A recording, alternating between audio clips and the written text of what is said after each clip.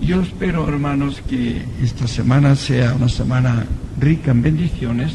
Tomad buena nota de cada cosa y invitad a vuestras amistades. Yo estoy en la iglesia porque una señora vino a buscarnos y casi nos lleva a rastras.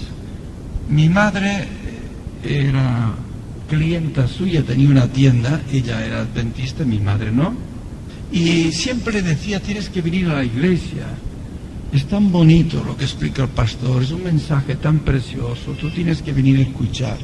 Mi mamá siempre le dijo que sí, que iría, pero nunca fue.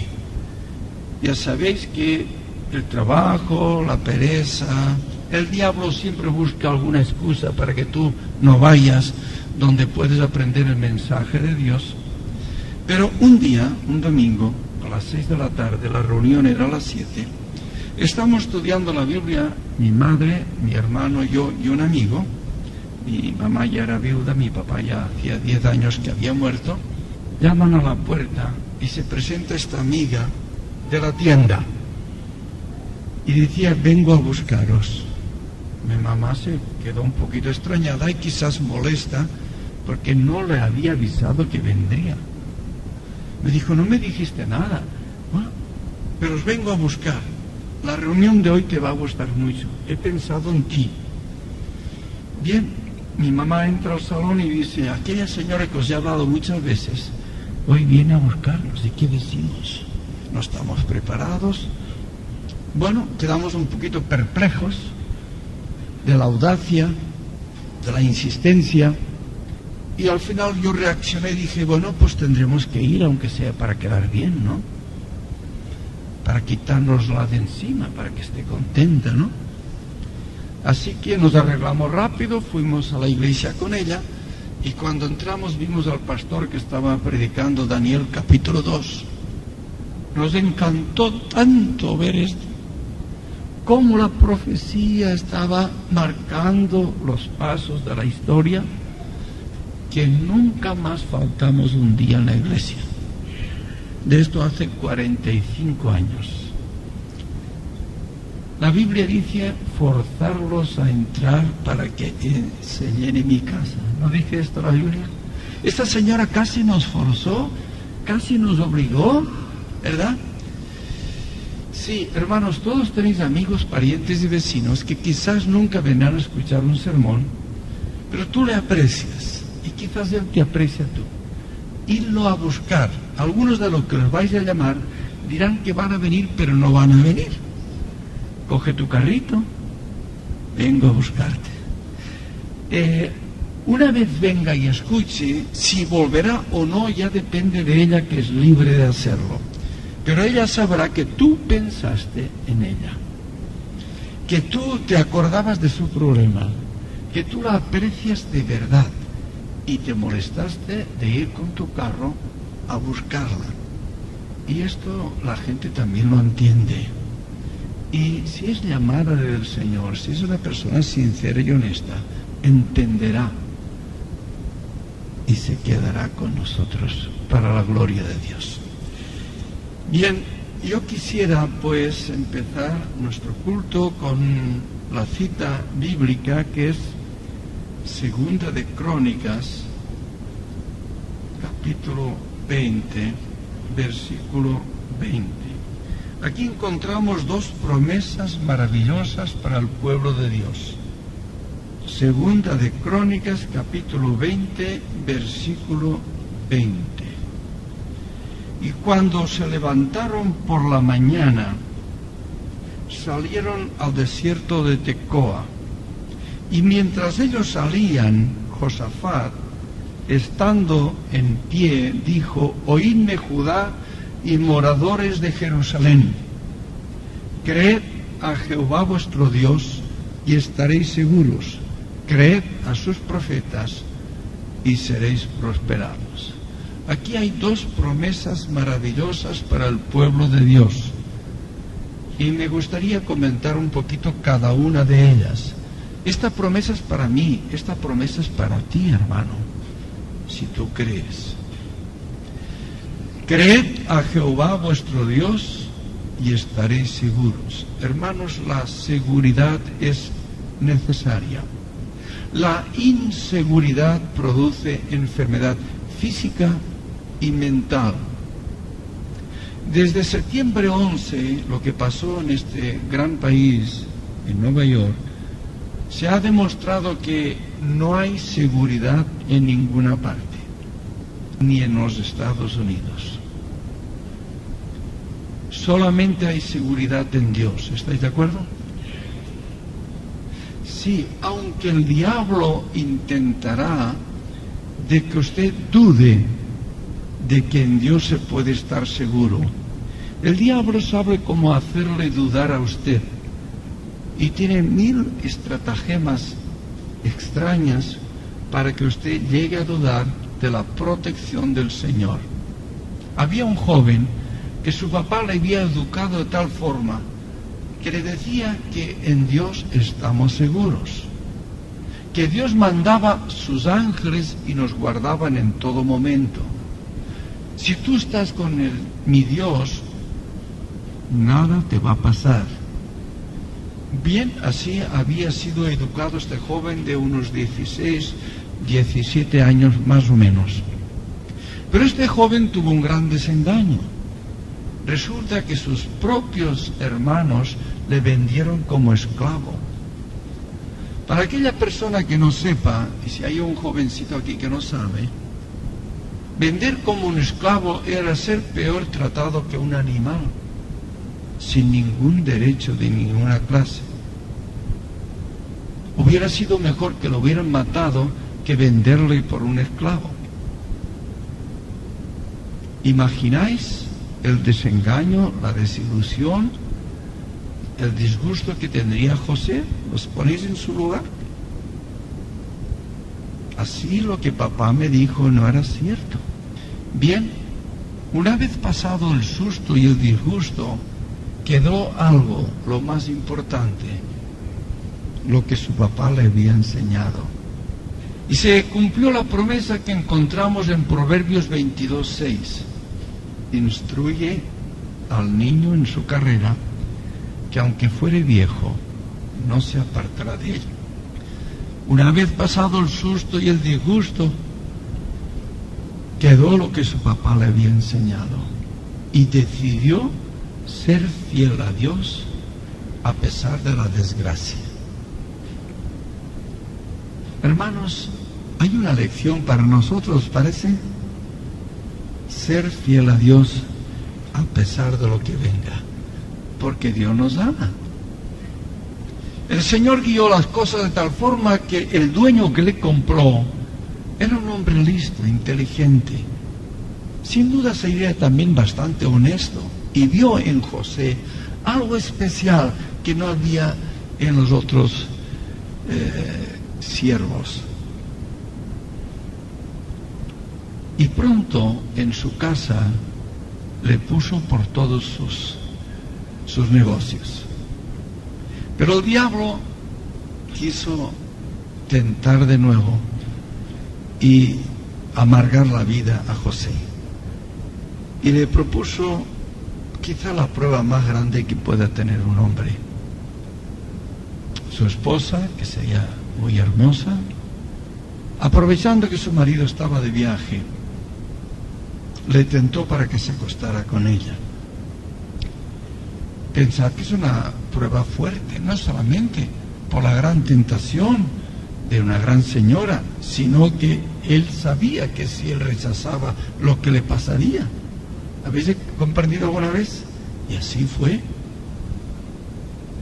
Pero sabiéndolo, él quiso ser fiel. Y su expresión es la que debemos tener nosotros todos los días, en cada momento de la vida, en nuestros negocios. ¿Cómo pecaría yo contra mi Dios y contra mi amo? Qué fiel, qué honesto. Y decidió escapar. Escapar como si fuera un cobarde, ¿verdad? Los cristianos a veces, para el mundo, somos cobardes. Para ser valientes para Dios. Para ser valientes para rechazar la tentación de Satanás, ¿verdad? Pero la mujer era astuta, le agarró la capa, ¿verdad? Y empezó a gritar, mirad qué quería hacer conmigo. Y torció las cosas para que la gente creyeran que era él el que había buscado el problema. Esto le costó unos años de cárcel. Pero yo os hago una pregunta, hermanos y hermanas y amigos. ¿Habéis pensado alguna vez por qué Potifar no le cortó la cabeza? No hacía falta hacerle un juicio, hermanos. Era su siervo. Podía hacer lo que él quisiera con su siervo. Cortarle la cabeza y acababa. Sin duda, Potifar conocía bien a José. Pero quizás también conocía bien a su esposa. ¿Qué os parece? Es posible, ¿no? Y para salvar la reputación de la familia lo puso en la cárcel y no lo mató. El Señor tomó otra vez las riendas. José en la cárcel decidió ser fiel a pesar de la desgracia. Y pronto vieron en él la capacidad, le pusieron por sobre todos los de la cárcel.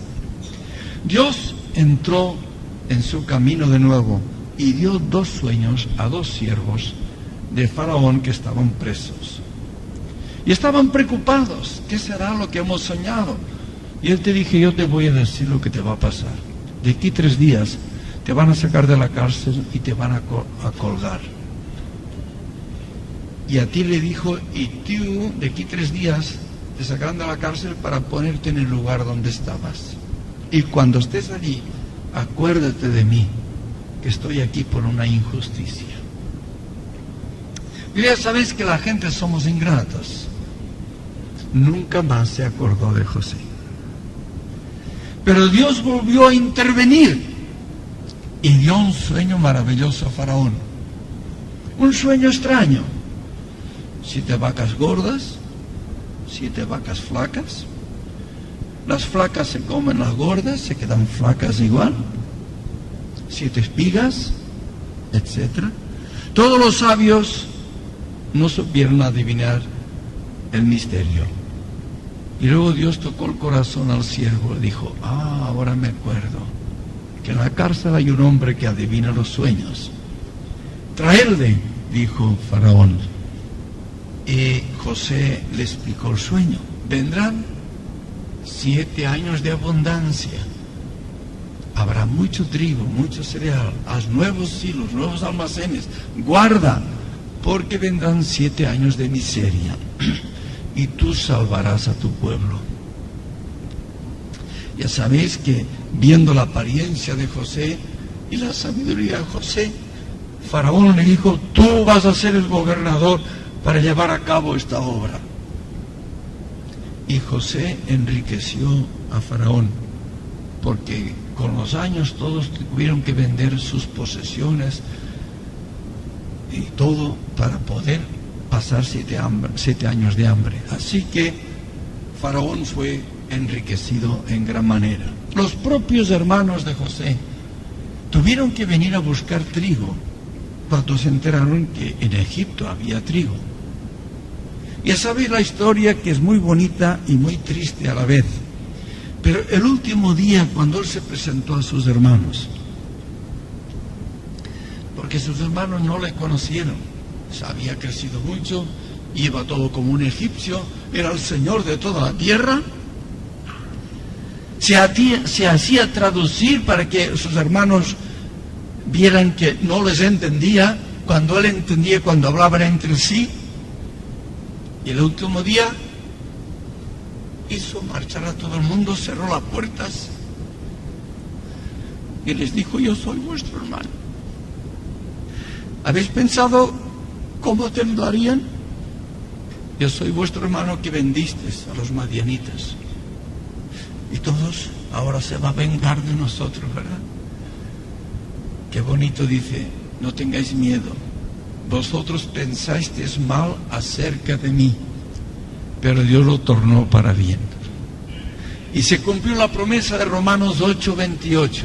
Y sabemos que los que aman a Dios, todas las cosas les ayudan a bien, e incluso las que parecen malas.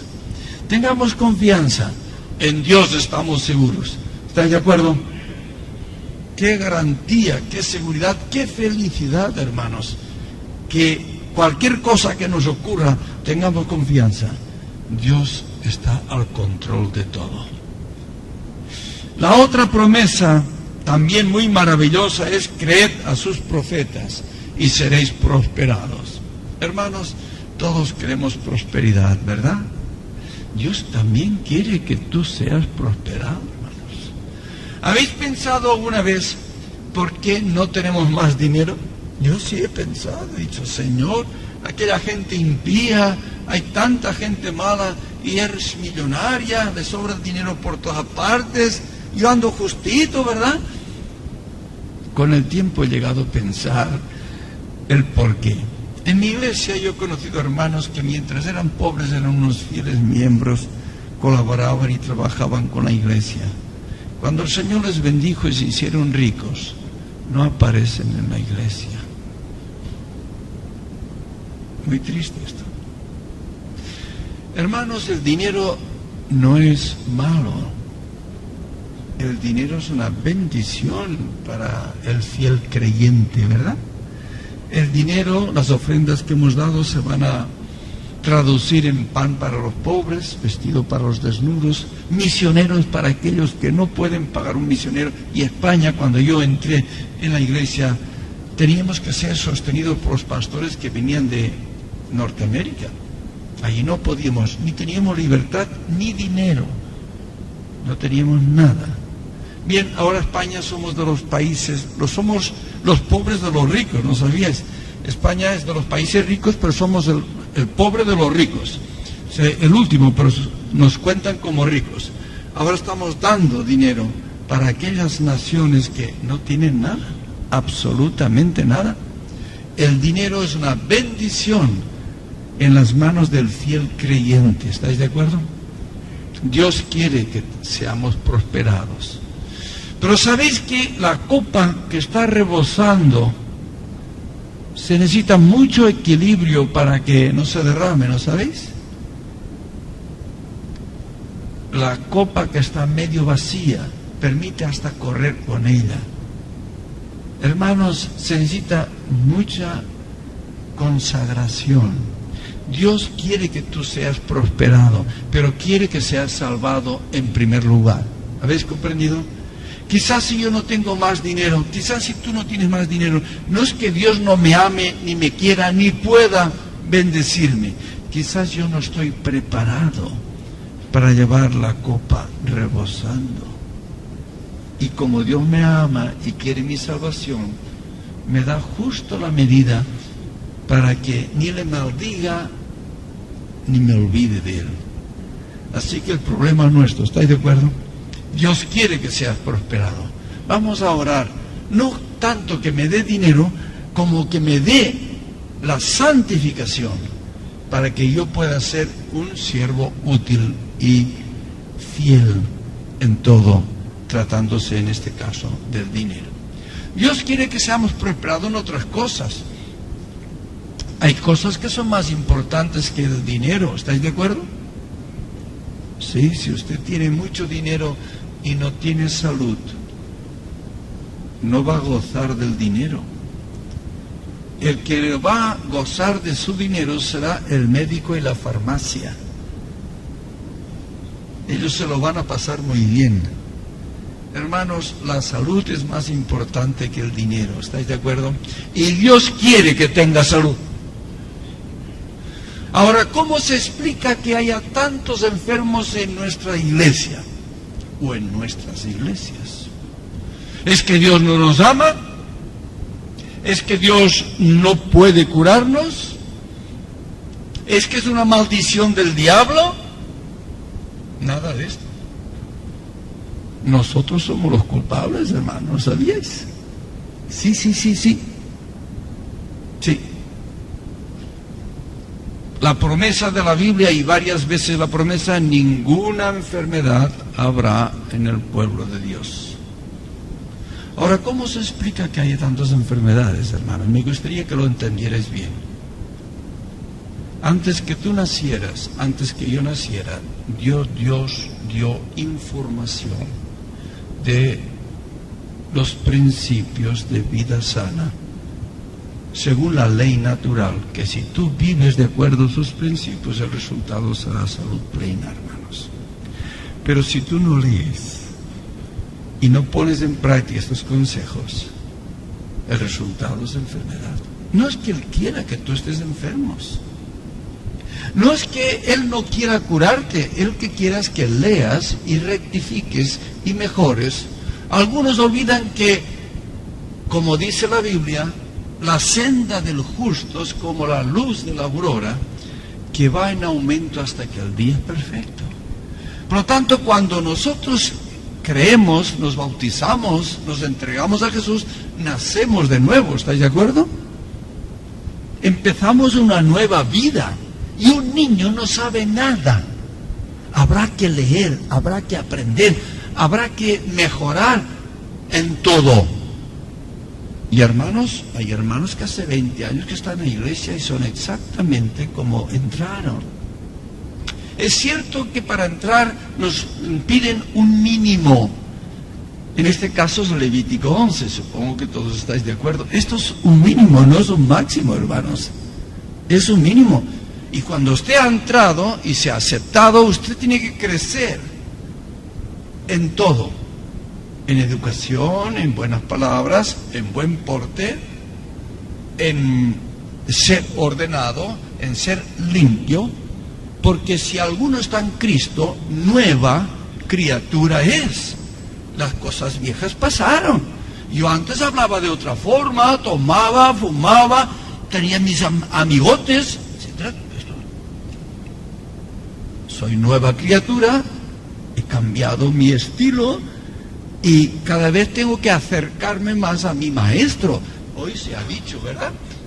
Mirando a cara descubierta la gloria del Señor, somos transformados de gloria en gloria conforme a su imagen. Por lo tanto, nuestro gran objetivo es maravilloso, tremendo. Yo tengo el deber de progresar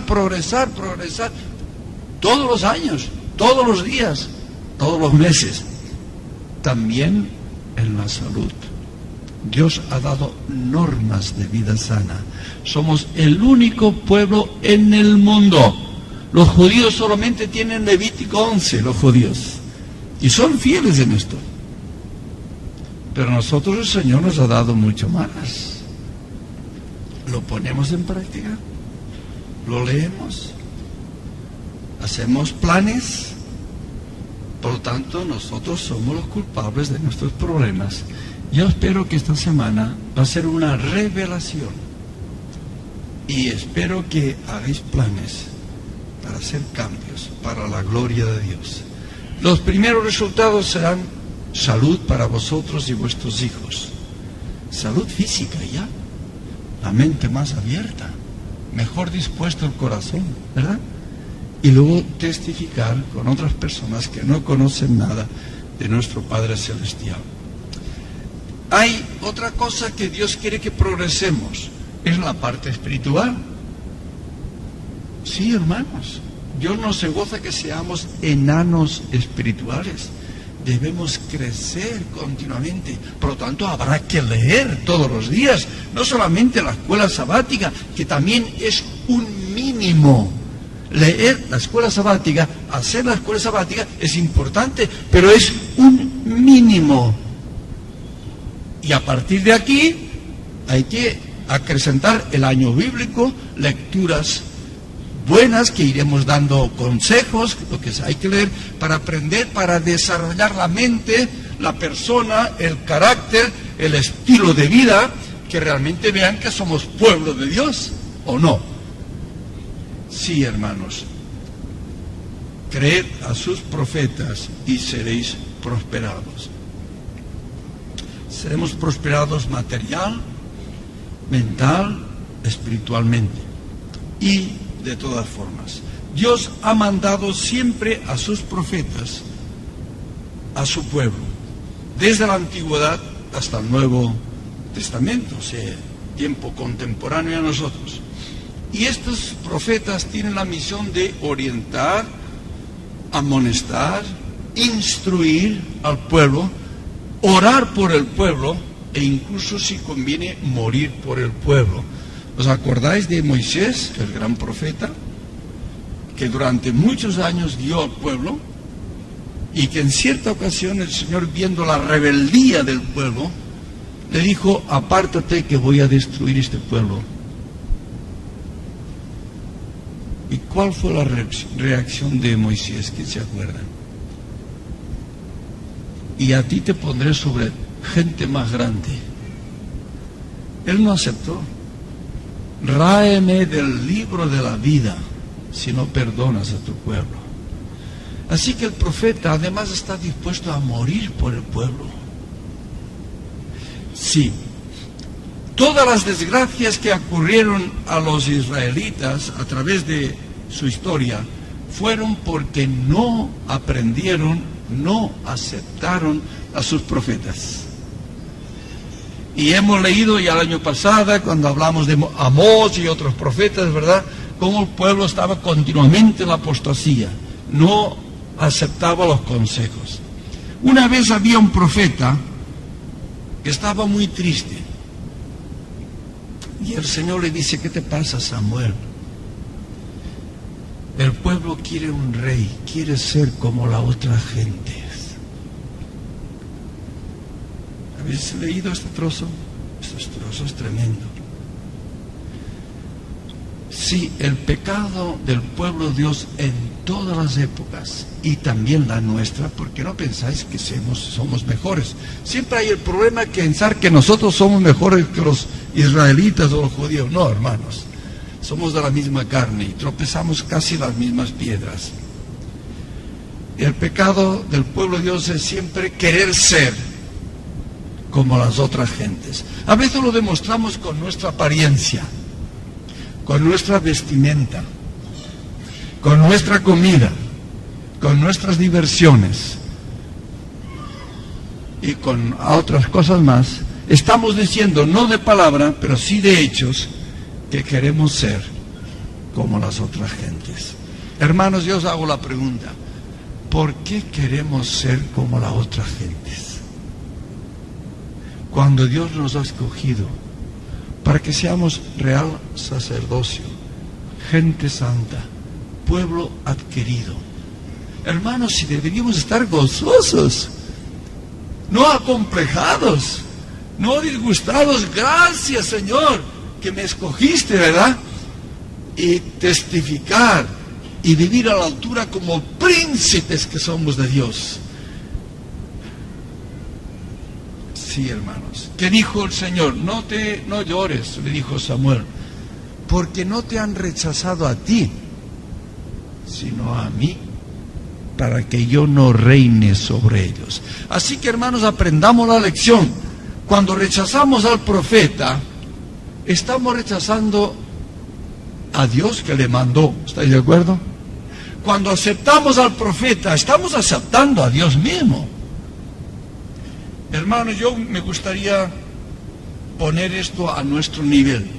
Nosotros, como adventistas, como pueblo de Dios profético, ¿Dios mandó su profeta o no? No oigo nada. Sí, hermanos. No podíamos ser menos, hermanos. Cada movimiento religioso, en todas las épocas, Dios mandó un profeta. Hago otra pregunta, un poquito difícil. Ya sé que a algunos le va a extrañar un poquito.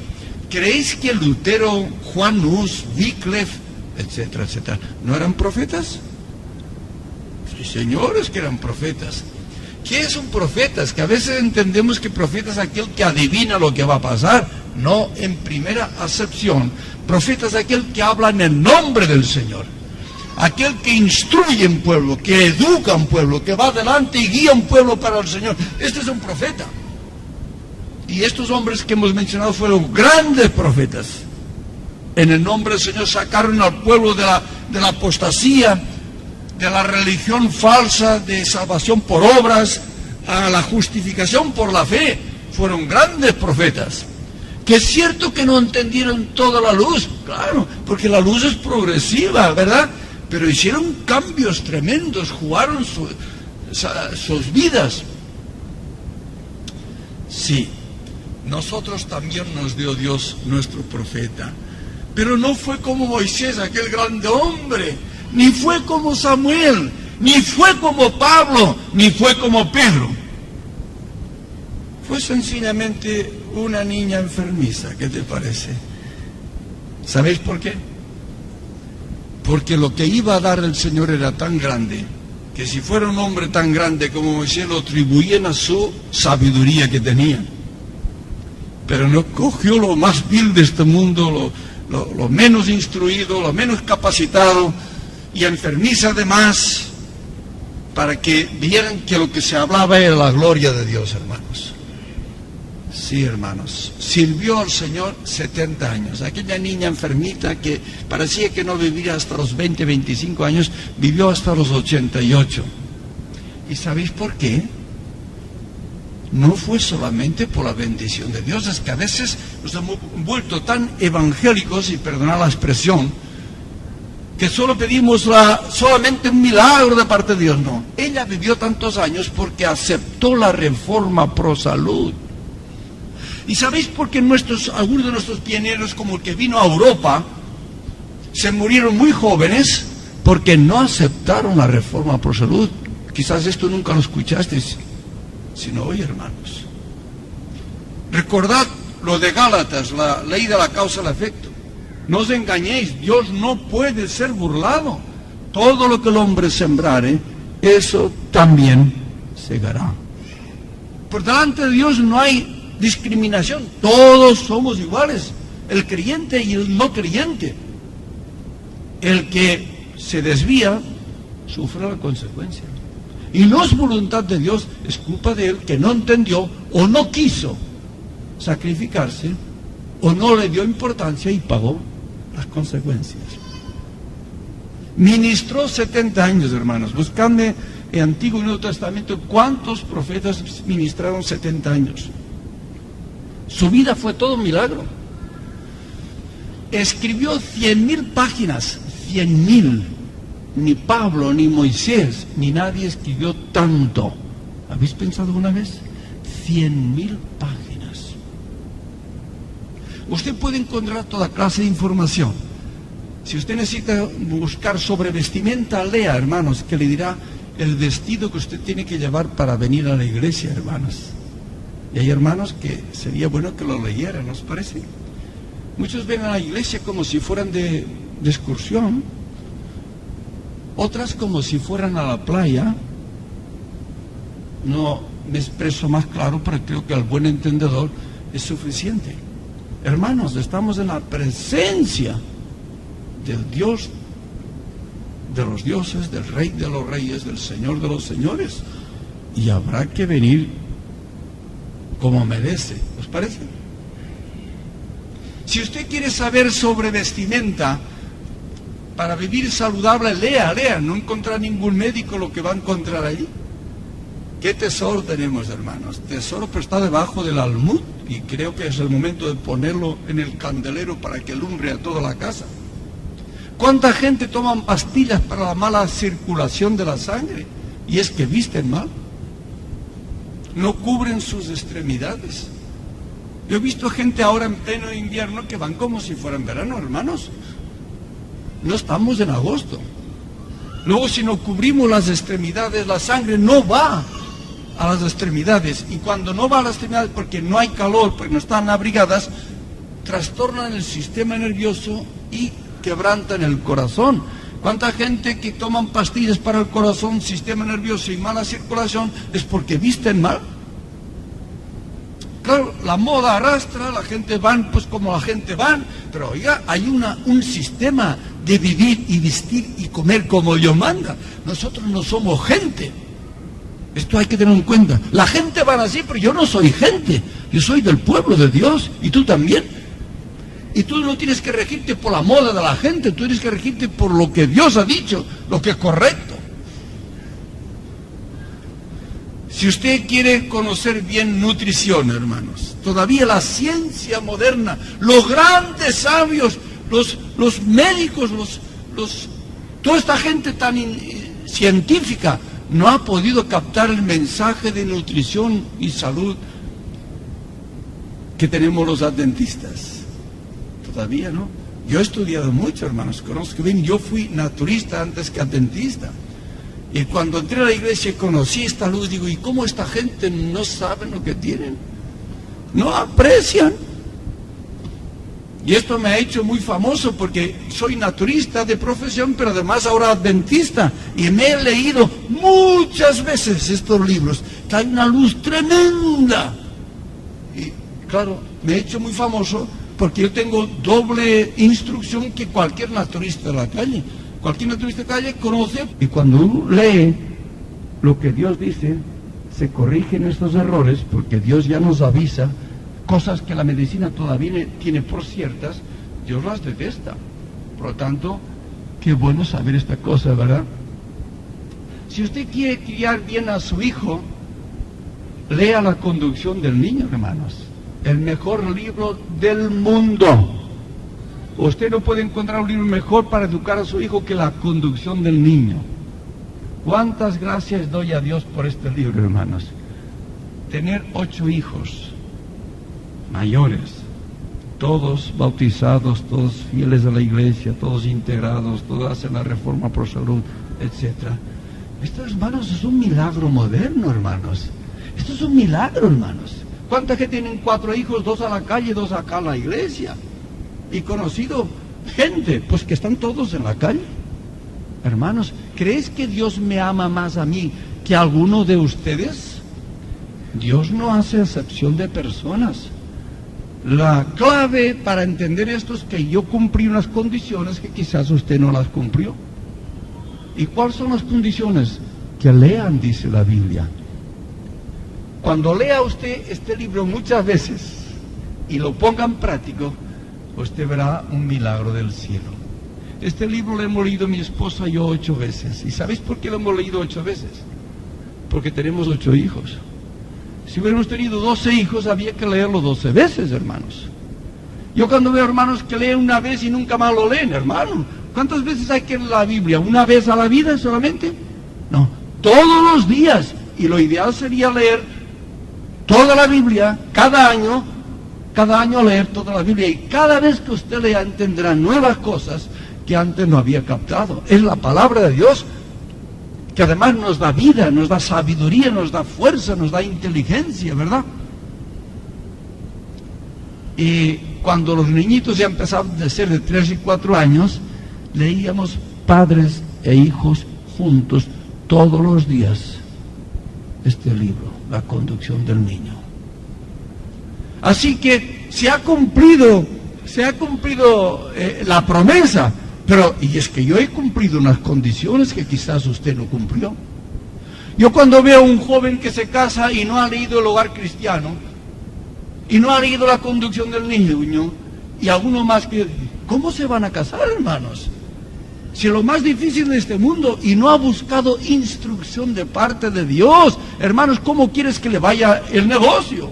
¿Cómo quieres que le vaya el matrimonio? ¿Cómo quieres que le vaya el hogar, hermanos? Si no busca consuelo. Y creen algunos que orando al Señor y orando, sí, pero en España decimos a Dios rogando, pero con el mazo dando.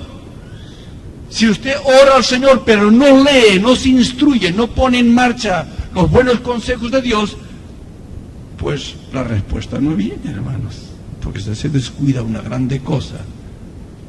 Ya sabéis que en Oseas 4:6 dice: mi pueblo perece por falta de conocimiento, por no instruirse, por no buscar la instrucción del Señor. Y así pasan muchos problemas que el Señor no quiere que pasen dentro de su iglesia.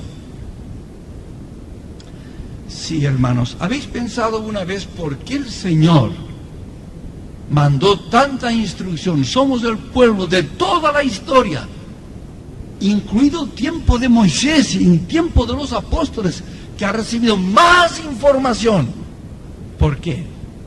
Dice la Escritura que viviremos los tiempos de angustia de Jacob, que el tiempo será tan difícil que si el Señor no acortara estos días, ninguna carne sería salva, y que el diablo engañará, si es posible, a los propios escogidos. Y Dios en su amor mandó toda la información para que nadie se pierda. Pero si usted no la lee y se pierde, será culpa de usted, no de Dios, porque Dios dio, antes que usted naciera, suficiente información. Algunos predican y dedican mucho tiempo y esfuerzo a hablar de los tiempos difíciles que van a venir, hermanos. Pues yo os voy a confesar algo. Apenas pienso en el tiempo malo que va a venir. A mí no me preocupa el tiempo del decreto dominical, el tiempo de la persecución. Apenas pienso, hermanos. ¿Y sabéis por qué? Porque el momento de prueba es ahora, no entonces. Y vamos a sacar un ejemplo. El tiempo de prueba difícil para los discípulos no fue cuando agarraron a Cristo, lo flagelaron y lo crucificaron. No fue el tiempo de prueba de los discípulos. El tiempo de prueba para los discípulos fue el Getsemaní. Quisiera que entendiera, esto es muy importante que lo entienda usted, hermano y hermana. Cuando Jesús le dijo a los apóstoles: mi alma está triste hasta la muerte, orad conmigo una hora. ¿Y cómo halló los discípulos cuando volvió al cabo de una hora? ¿Quién se acuerda? Durmiendo. Pedro, ¿no has podido velar conmigo una hora? Velad y orad para que no entréis en tentación.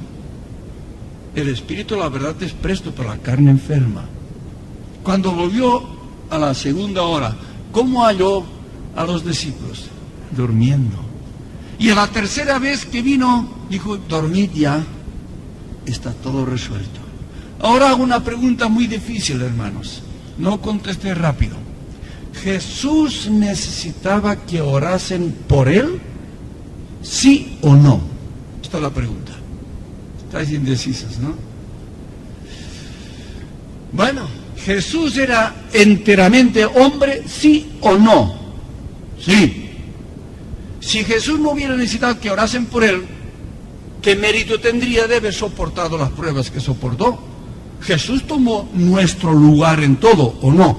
Y es nuestro sustituto. Nadie ha sudado gotas de sangre como Cristo. Su angustia era terrible. Y oró 3 veces: Padre mío, si es posible, pasa de mí este vaso, no puedo más. Él necesitaba apoyo, que hubiesen orado por él, pero no lo hicieron. Los discípulos nunca entendieron que se jugaba la vida eterna en aquel momento, la suya y la nuestra, que estaba en la balanza, la salvación o perdición de todo el mundo. Jesús necesitaba, pero no oraron. ¿Y por qué no oraron y no fueron fieles en el Getsemaní? No pudieron soportar la prueba del Calvario. Hermanos, hagamos la comparación. Ahora es el momento de prueba para el pueblo de Dios.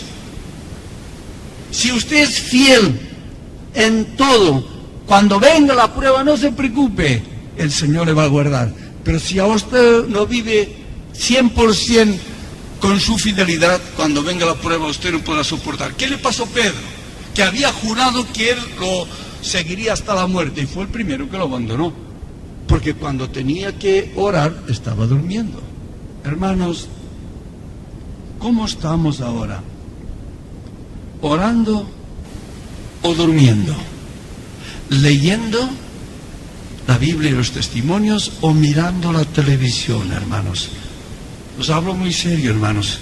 Mis palabras son medidas. Si usted pasa más tiempo mirando la televisión que leyendo la Biblia y los testimonios, ¿qué puede esperar cuando venga la dificultad? Seamos lógicos. A veces no somos lógicos, hermanos, y nos estamos engañando a nosotros mismos. Ahora es el momento de la prueba. Ahora es el momento de la dificultad. Yo espero, hermanos, que toméis nota y hagáis decisiones. Sabemos que somos la última iglesia, hermanos, y que somos la Odisea o tibios. Está profetizado, no soy yo quien lo digo. Pero también estoy contento porque está profetizado un movimiento de reforma en el seno del pueblo de Dios. Vamos a buscarlo en Apocalipsis 18, versículo 1. Versículo 1 de Apocalipsis 18.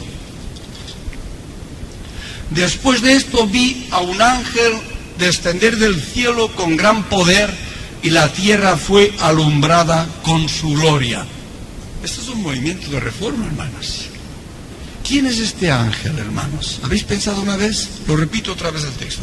Después de esto vi un ángel descender del cielo con gran poder y la tierra fue alumbrada con su gloria. ¿Habéis pensado alguna vez quién es este ángel? ¿No sabes que eres tú? Tú eres este ángel, hermano y hermana. Aquella mujer que nos vino a buscar a casa era un ángel, hermanos. ¿Y qué es un ángel según el idioma original? Es un mensajero. Dios nos mandó a aquella hermana que viniera a buscarnos. Dios conocía nuestro corazón y mandó a aquella amiga, aquella hermana mandó a buscar. Era un ángel. Usted es un ángel. ¿Qué es un ángel? Un mensajero de parte de Dios, ¿o no? La Iglesia Adventista ha predicado el mensaje del primer ángel, el mensaje del segundo ángel y el mensaje del tercer ángel. Así que la Iglesia Adventista es el ángel, el mensajero de parte de Dios, que trae un mensaje de parte de Dios. ¿Estáis de acuerdo? Y dice aquí, y la tierra fue alumbrada con su gloria. ¿La gloria de quién, hermanos? No, la gloria del ángel. Yo o no leo bien. Después de esto vi otro ángel descender del cielo con gran poder y la tierra fue alumbrada con su gloria. La gloria del ángel. Hermanos, ¿cómo moría Jesús? Es que a veces no entendemos bien la gloria que representa. La gloria es el carácter, ¿o no? No es el poder de Dios, no es su sabiduría, es su amor, su misericordia, su bondad, ¿o no? Cuando Cristo moría, ¿cuál fue la gloria de Dios? Padre, perdona a los que no saben lo que hacen. ¿Esta es la gloria de Dios o no? Jesús podía con una palabra fulminarlos a todos. Y no lo hizo. La gloria de Dios es el perdón inmerecido. Padre, perdónalos que no saben lo que hacen. Esta es la gloria de Dios, hermanos. Y empezó a tronar y el relámpagos y un montón de cosas, y hasta el mismo centurión decía, verdaderamente este hijo de Dios. Y cuando moría San Esteban, ¿cómo moría? ¿Quién se acuerda, hermanos? Manifestó la gloria de Dios. Padre, no les tengas en cuenta este pecado. Moría apedreado y pedía perdón. Esta es la gloria de Dios que tenía San Esteban. El Espíritu Santo estaba en San Esteban, ¿o no? Sí, moría como Jesús, perdonando a sus verdugos. Y había un hombre allí que ahí empezó a convertirse. ¿Quién se acuerda quién era? Saulo de Tarso, que guardaba, era un jovencito, guardaba las ropas de los que le estaban apedreando, pero viendo cómo moría este hombre, empezó ya a ver las cosas diferentes. Esta es la gloria de Dios, hermanos. La gente tiene que ver en mí a Jesús. Tienen que ver en tú que has estado con Jesús. La gloria del Señor en tus obras, en tus palabras, en tu vestimenta, en tu comida, en tu forma de vivir, ¿verdad? Pero ¿cuándo se va a hacer esta reforma? En Joyas 3, podéis leer en casa, en la página 344, 345 dice, en visiones de la noche pasó delante de mí un gran movimiento de reforma en el seno del pueblo de Dios. Y voy a repetirlo un poquito, porque algunos de nuestros hermanos querían hacer alguna reforma, pero se fueron fuera. La Biblia no habla de esto. La reforma se produce dentro del pueblo de Dios, hermano. Y aquellos que pretenden hacer una reforma fuera es una deforma, no es una reforma, es una deforma. Una deformación, ¿verdad? Lo repito de nuevo. En visiones de la noche pasó delante de mí un gran movimiento de reforma en el seno del pueblo de Dios. Y está continuando, leyendo en casas un poquito largo. Continúa, dice, los enfermos eran sanados. y el mundo parecía iluminado por la influencia divina. Ahí es bastante largo, pero solo cito estas cosas. Hermanos, la salvación empieza por la sanidad, ¿no sabíais? Léete en la página 12 del Ministerio de la Curación y dice que Jesús pasó más tiempo curando que predicando. ¿Estaba equivocado Jesús o estamos equivocados nosotros? Él curaba a la gente y muchos que curaban, no todos, se convertían al Señor. Dios quiere que estemos sanos y salvos. Y nosotros somos discípulos de Jesús, ¿estáis de acuerdo o no? Y Jesús mandó a los discípulos por todo el mundo, dice, id por todo el mundo, sanad enfermos. Recuerden la palabra, lean bien la Biblia. Predicad el Evangelio y enseñarles que guarden todas las cosas que os he mandado. Hay 3 formas que nosotros debemos rectificar. Primero, sanar. ¿Sanar cómo si no somos médicos? Por medio de los remedios de Dios. Cuando usted se haya curado de la diabetes, del asma, de la artritis, con estos sistemas naturales que la medicina no puede curar, usted no necesita ninguna licencia para testificar cómo, utilizando estos remedios sencillos que esta tarde empezamos a hablar, usted se va a curado cosas que la medicina no puede curar, y usted puede testificar, compartir, explicar su experiencia a cualquiera para la gloria de Dios. No necesita ninguna licencia, tampoco les cobra la consulta. Sanad enfermos, predicad el Evangelio, el Señor viene, y enseñarles que guarden todas las cosas que os he mandado. Una obra de educación, de instrucción, instruir al pueblo, para que se levanten y sean hijos de Dios, que no guarden las mismas costumbres que hacíamos antes en nuestra ignorancia. ¿Cuándo va a ocurrir esto? Cuando aceptemos el mensaje del testigo fiel. ¿Quién es el testigo fiel según Apocalipsis? Jesús. ¿Y qué te dice Jesús? Yo conozco tus obras, dice Jesús. ¿A quién se lo dice? ¿A la iglesia adventista o no? Si yo conozco tus obras, que ni eres frío ni eres caliente, dice. Porque tú dices, yo soy rico y estoy enriquecido y no tengo necesidad de nada. A veces no lo decimos de palabra, hermanos, lo decimos con los hechos. A veces de palabra no lo decimos, pero los hechos están demostrando que tú que me tienes que enseñar si yo ya sé, ¿verdad? No, tú no sabes nada y yo tampoco, y todos debemos ir al Señor a aprender con mucha humildad y reverencia. ¿Os parece? Sí. Y no sabes que eres un miserable, pobre, ciego y desnudo. ¿Y cuál es el remedio que Dios da? Yo te amonesto que de mí compres oro afinado en fuego. ¿Qué es el oro según la Biblia? La fe y el amor, que es más precioso que el oro. ¿Y cómo se purifica el oro? Con el horno. Con fuego sale la escoria y queda el oro puro. Muchos hermanos que se bautizaron acá ya no están con nosotros. ¿Y por qué? Porque cuando vino la prueba, la dificultad y fueron probados, no resistieron y abandonaron. Todos hemos de ser probados, hermanos, con el fuego de la prueba. Y si resistimos, saldremos puros como el oro de Ofir. Yo de a mí consejo que compres oro afinado en fuego. ¿Y cómo vamos a comprar si, hermanos, los dólares allí no funcionan? ¿Se puede comprar sin dinero, hermanos? Si yo he comprado en la Guerra Civil Española, nos quedamos a la miseria pura. Y aquel entonces, mi madre, que se quedó viuda, y yo vendíamos ropa. Y cuando íbamos a los labradores a venderle una camisa, dice, no tengo dinero, no tengo nada, pero tengo papas del huerto, o tengo frijoles. Si usted quiere, pues mira, se lleva unos frijoles y unas papas y me da la camisa. Así que yo compraba sin dinero y ella vendía sin dinero, con intercambio, ¿verdad? ¿Y cuál es lo que te pide el Señor? Lo más precioso que tú tienes, ¿cuál es? Dice la Biblia, dame, hijo mío, tu corazón. ¿Qué es el corazón? El afecto, el amor, ¿verdad? Dame, hijo mío, tu corazón. Esto es lo más precioso que tienes, la voluntad al Señor. Y vístate con vestiduras blancas, para que no se vea la vergüenza de tu desnudez. ¿Qué representan las vestiduras en la Biblia? El carácter. Hay gente que me dice, es que yo soy así, ¿sabe usted? Mi padre ya era así. Y yo le digo, pues así usted no va a ir al cielo, ¿sabe usted?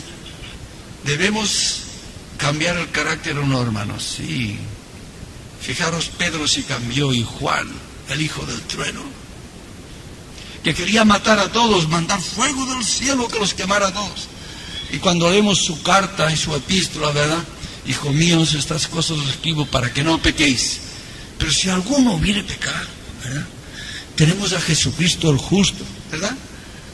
¿Cómo cambió el carácter, verdad? Nosotros debemos cambiar el carácter para que reconozcas que somos hijos de Dios. Y por último dice, ponte colirio para que veas. ¿Para que veas qué? Los defectos del pastor. O para que veas tu condición. Solo el Espíritu Santo, que es el colirio espiritual, me puede dar entendimiento para que yo conozca mi condición y corra a los pies de la cruz arrepentido y acepte a Jesús como mi Salvador personal. Sí, hermanos. ¿Cuál es el mensaje que debemos predicar? El mensaje del tercer ángel. Aquí están los que guardan los mandamientos de Dios y tienen la fe de Jesús. Y este gran mensaje tiene un brazo derecho, página 87 de Consejos sobre el régimen alimenticio. Este brazo derecho poderoso es la Reforma Pro Salud. Hermanos, hemos llevado muchos años un mensaje manco. Hermanos, recordad que Jesús pasó más tiempo curando que predicando. Y debemos llevar la salud y la salvación a las personas. ¿Os parece? Sí, hermanos. Y hay una cita que dice, la Reforma Pro Salud es el medio del Señor para disminuir el sufrimiento en este mundo y purificar a su iglesia, página 549. Y en la página 38 dice, Dios exige que todo miembro de iglesia dedique su vida sin reservas al servicio del Señor. Él pide una reforma decidida. Yo cuando leí por primera vez esta cita me espanté, porque dice, Dios exige que cada miembro de iglesia dedique su vida sin reservas al servicio del Señor. Él pide una reforma decidida, no a medias. Y cuando leí una historia que la hermana White comenta en sus escritos, entendí la frase. Ella cuenta que había dos amigos que se habían criado juntos desde la escuela, pero uno siguió estudiando y fue un hombre de bien, y otro pronto dejó la escuela y con amigotes, pues hizo cosas feas, vicios, robar, etc. Y llegó que este, que se apartó del buen camino, cayó en la cárcel con graves delitos. Y resulta que el día del juicio, el que lo iba a juzgar era su amigo, que de jovencitos iba al colegio y llegó hasta ser juez. Cuando se vieron, que no se habían visto nunca más en su vida, le dijeron, oye, pues tú eres fulano. Dice, sí. ¿Y tú eres sultano? Sí. Y le dijo, ¿y cómo has venido a parar acá? Y él empezó a llorar, pues que agarró malas compañías, que dejó de estudiar, que le llevaron por malos caminos, que se enredó con... Porque ya sabes que el diablo sabe cómo hacerlo, solamente una vez, pero al final la gente se enreda en los pecados y vicios del mundo. Y vio que su amigo se había arrepentido de corazón y que estaba avergonzado. Y ahora se encontraba con un dilema, el que juzgaba. ¿Le perdono porque es mi amigo? Si le perdono, soy un mal juez. Si le condeno, soy un mal amigo. Es un dilema, ¿estáis de acuerdo? ¿Cómo solucionó a este hombre? Pues le puso la multa, la paga más grande que permitía la ley. Y demostró que era un juez justo, merecía este castigo. Pero cuando salió, extendió el cheque y él pagó la cuenta. Así que fue un buen juez, porque juzgó rectamente, y fue un gran amigo porque él pagó la deuda. Y lo que hemos leído en este trimestre, estamos leyendo, ¿verdad? Que Jesús, Jehová, cargó en él el pecado de todos nosotros. Él cargó con nuestros pecados, Él es nuestro amigo, Él se puso en nuestro lugar. Dios no puede perdonar el pecado, porque dejaría de ser justo. Pero en cambio, cargó en Jesús nuestros pecados, y Dios es un Dios de amor. O sea, Él puede ser justo y justificar al pecador. Cuán agradecidos deberíamos estar.